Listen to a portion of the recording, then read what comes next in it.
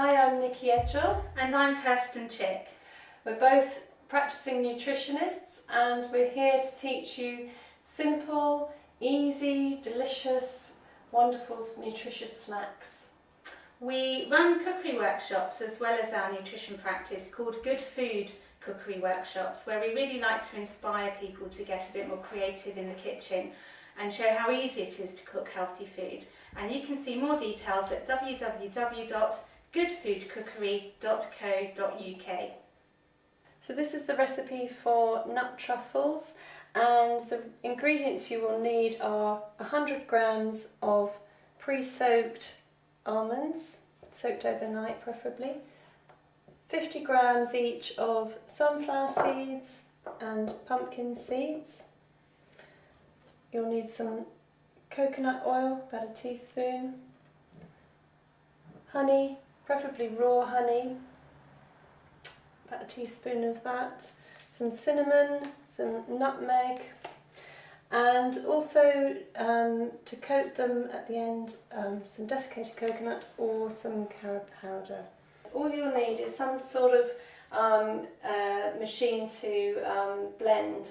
So it could be a blending jug, or I've got here a handheld blender. And you literally put all the ingredients in the blender and whiz. The nuts and seeds have all been soaked, so that helps to hydrate them.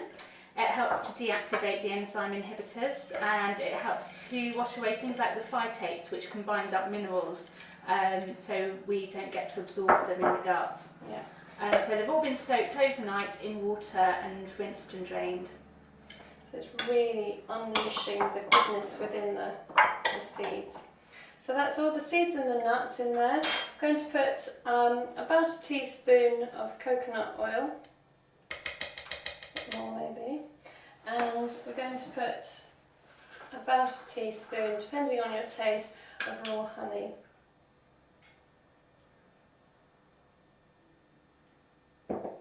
I'm going to add in some lovely spices. Now at this time of year, in the autumn and winter, we really want to add more pungent flavours, and cinnamon is a fantastic thing to use. It really helps to balance the blood sugars.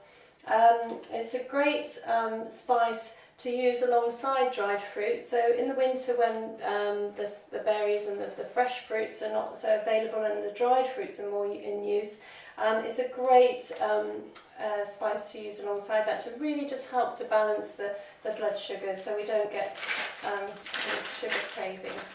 So I'm going to put about a half a teaspoon of cinnamon and also about half a teaspoon of nutmeg. Now you can add many different other ingredients. You could, like if you're coming up for Christmas, you might want to make it a little bit more seasonal for that time of year.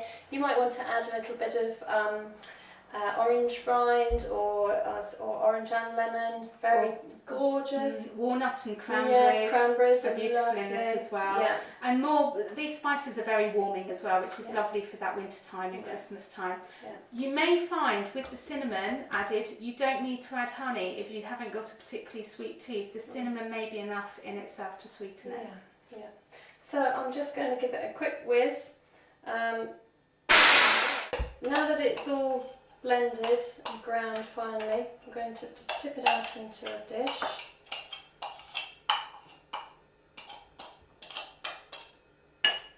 Okay. And then just going to roll it into little balls. So you just take some of the mixture, squeeze it together, make it into a little ball shape, and then just literally roll it around and it will stick to the outside, and you've got a lovely, lovely snack, which, as Kirsten said, is fantastic for taking out and about with you. Packed full of essential fatty acids, wonderful amounts of omega-3 and 6, lots of calcium, great for keeping your energy going throughout the day. So other variations, Brazil nuts and carob and perhaps some lime peel. Oh, yes. You could put some ginger in there, that would be really nice. Ginger and apricots perhaps, with some walnuts or some pecans. The great thing about these sorts of recipes is they're very simple to make, and the creativity in making the dish is in experimenting with your own recipe variations. And that's what we really want to do. We want to inspire you to be creative.